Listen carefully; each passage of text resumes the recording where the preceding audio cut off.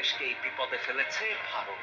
আর তাই রাতের আধারে চুপিসারে পাকিস্তানে হামলা চালিয়ে দিনের আলোয় সীমান্ত ছেড়ে পালাচ্ছে তারা, এমনটাই দাবি করছে পাকিস্তানের কর্তা ব্যক্তিরা। পাকিস্তানি সেনাদের তাড়া খেয়ে সীমান্তে আত্মসমর্পণের প্রতীক সাদা পতাকা উড়িয়ে পিছু হচ্ছে ভারতীয় সেনারা। জম্মু কাশ্মীরের নিয়ন্ত্রণ রেখায় পাকিস্তান ও ভারতীয় সেনাদের মধ্যে রাতভর গোলাগুলির মাঝেই 7 মে একটি এক্স পোস্টে বিষয়টি নিশ্চিত করেন পাকিস্তানের তথ্যমন্ত্রী আতাউল্লাহ সারার। সম্প্রতি কাশ্মীরের পেহেলগাম ট্র্যাজেডিকে কেন্দ্র করে যখন পারমাণবিক শক্তিধর দুই প্রতিবেশী দেশের মধ্যে চলছিল কাদা ছোড়াছুড়ি, ঠিক তখনই দক্ষিণ এশিয়ার এই অঞ্চলে নতুন করে উত্তেজনার সৃষ্টি হয় পাকিস্তানে ভারতের হামলার মাধ্যমে। গেল 6 মে দিবাগত রাতে পাকিস্তানের বাহাওয়ালপুর, কোতলি ও মুজাফফরাবাদ সহ বেশ কয়েকটি এলাকায় অতর্কিত হামলা চালায় ভারত। ভারতের সেই হামলায় এখনো পর্যন্ত অন্তত 26 জন বেসামরিক নাগরিক নিহত ও 46 জন গুরুতর আহত হয়েছে বলে জানিয়েছে পাকিস্তান আন্তঃবাহিনী জনসংযোগ পরিদপ্তর। इस वक्त दुश्मन की इस जारियत का मुकम्मल और भरपूर जवाब दे रही है। তবে ভারতের এমন অতর্কিত হামলার পর কার্যত আসসালামু আলাইকুম। আন্তর্জাতিক নিউজে আপনাদেরকে আরও একবার শুভেচ্ছা, মোবারকবাদ জানাচ্ছি। যুদ্ধের ধামাবা বাজছে পাকিস্তান এবং ভারত। এশিয়া মহাদেশের মানচিত্রে ছোট্ট একটি দেশ বাংলাদেশ, তাদের অবস্থা কি হবে? যুদ্ধে কারো জন্যই সুখকর নয়, তাই পাকিস্তান এবং ভারতকে ধৈর্য রাখার আহ্বান জানাচ্ছে। এবং বাংলাদেশ আসলে এশিয়া মহাদেশের মানচিত্রে তারা কি করবে, তাদের চিন্তা ভাবনা এখন পাকিস্তান এবং ভারতের যে প্রতিক্রিয়া, ইতিমধ্যে গতকাল রাতেই তারা ভারত হামলা চালিয়েছে পাকিস্তানের 5 জায়গায়, মসজিদে, 2টি মসজিদে।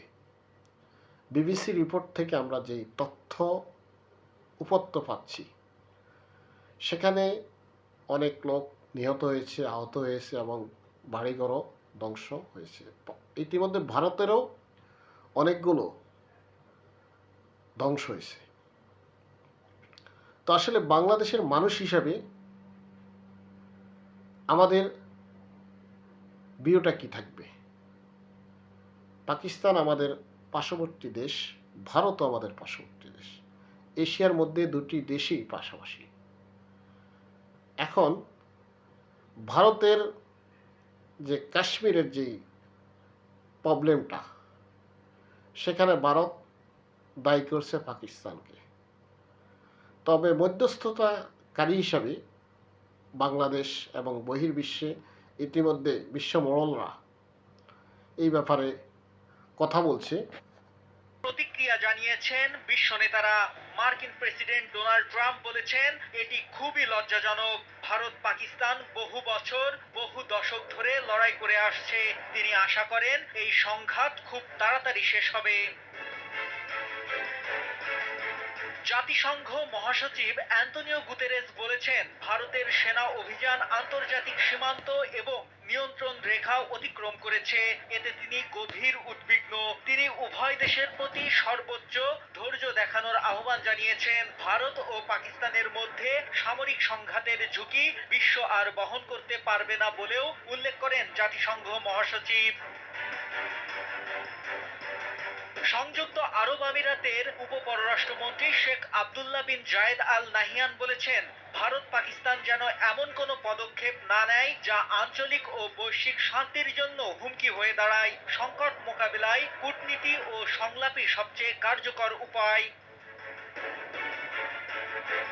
জাপানের প্রধান মন্ত্রিপরিষদ সচিব ইয়োশিমাসা হায়াশি বলেছেন, ভারত পাকিস্তান সংঘাত যদি পাল্টাপাল্টি প্রতিশোধমূলক হামলায় রূপ নেয়, তাহলে তা পূর্ণাঙ্গ সামরিক সংঘাতে পরিণত হতে পারে। জাপান উভয় দেশকে ধৈর্য দেখানোর এবং সংলাপের মাধ্যমে উত্তেজনা প্রশমনের আহ্বান জানিয়েছেন।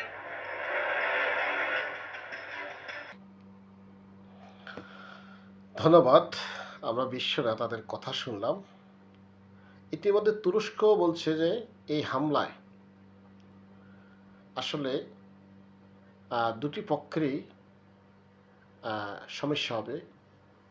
তো এবং বাংলাদেশের চিন্তা ভাবনা কি? ডক্টর ইউনূস প্রধান উপদেষ্টা সঠিক সিদ্ধান্ত নিবে। বাংলাদেশের জনগণ অবশ্যই পাকিস্তানের পক্ষেও আছে, ভারতের পক্ষেও আছে। তো আসলে এই যুদ্ধ কারো জন্যই কোনো সুখকর বা কাম্য নয়।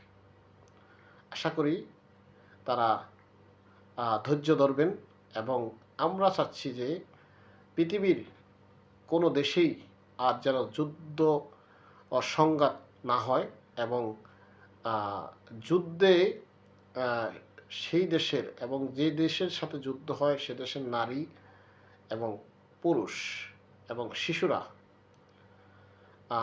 খুবই বিপদের মধ্যে পড়ে এবং আশা করি পাকিস্তান এবং ভারত চিরপ্রতিদ্বন্দ্বী।